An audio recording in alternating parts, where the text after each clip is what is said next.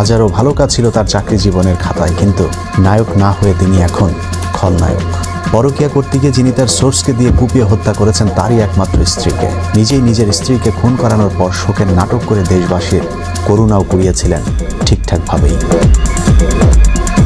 সেদিন বাবুলের কান্না দেখে বোঝাই যায়নি তিনি আসলে তার স্ত্রীকে খুন করিয়েছেন, কিন্তু আইনের চোখ ফাঁকি দেয়া কি এতই সহজ? 5 বছর পরে হলেও বাবুল আক্তারের শ্বশুর বুঝতে পেরেছেন বাবুলই খুন করিয়েছেন তার মেয়েকে। বাবুলের বিরুদ্ধে তিনি মামলা করেছেন।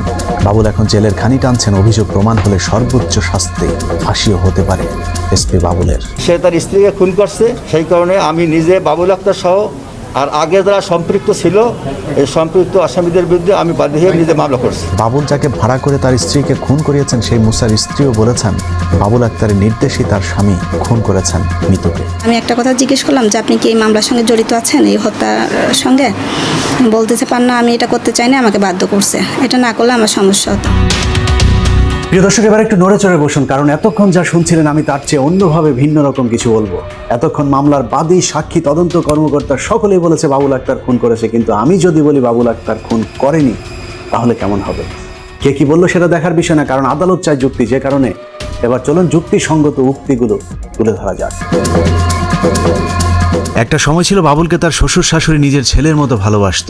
এমনকি বাবুল আক্তারকে যখন প্রথম ফাঁসানোর জন্য চেষ্টা করা হচ্ছিল তখন বাবুল সম্পর্কে তার শাশুড়ি 2016 সালের 30 জুন দৈনিক প্রথম আলো পত্রিকায় একটি সাক্ষাৎকার দিয়েছিলেন, যেখানে তিনি বলেছিলেন, আমি বিশ্বাস করি না বাবুল আক্তার আমার মেয়েকে খুন করেছে কিংবা নির্দেশ দিয়েছে। ওর বয়স যখন 11 বছর তখন থেকে আমি তাকে চিনি। সেই সময় আমার মেয়ের বয়স ছিল মাত্র 2 বছর। তিনি আরো বলেন, আমার সবচেয়ে বড় কষ্ট আমার মেয়েটা চলে গেল, এরপর তোরা আমার জামাইকে পেঁচাইলি কেন?